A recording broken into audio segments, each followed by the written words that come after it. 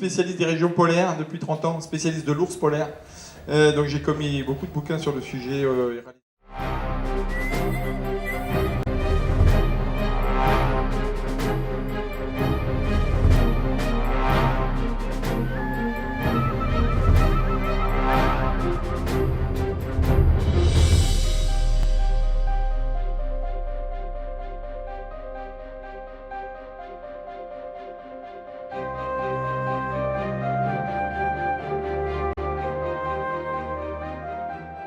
Le message, c'est que l'ours polaire est une espèce emblématique, donc évidemment très très importante pour la biodiversité de l'Arctique, mais qui doit aussi nous donner à penser que c'est l'ensemble de l'Arctique et peut-être l'ensemble de notre planète qui sont en cours de bouleversement.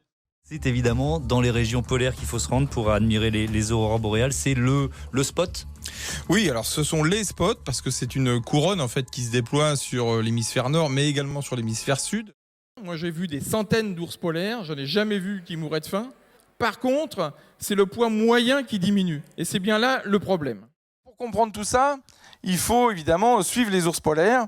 Et un autre sujet qui prête à controverse autour de l'ours polaire, eh bien, c'est la fameuse pose de ces colliers autour du cou des femelles. Les animaux sauvages, ils n'ont pas du tout intérêt au conflit. Un animal sauvage blessé, il est mort.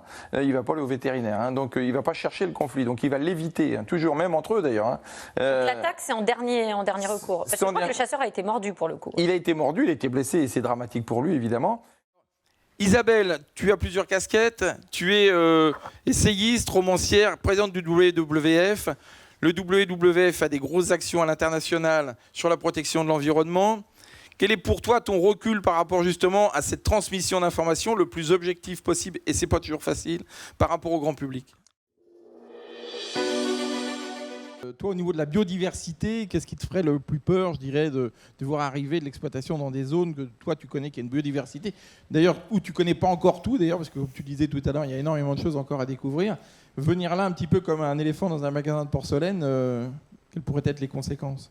Le Grand Nord est intéressant parce qu'il y a beaucoup de poncifs, il y a beaucoup d'idées reçues et tout ça. Et grâce aux régions arctiques, que j'ai l'impression de connaître un peu et de pouvoir en parler, justement, ça leur ouvre l'esprit critique. Et ça, c'est vraiment super important.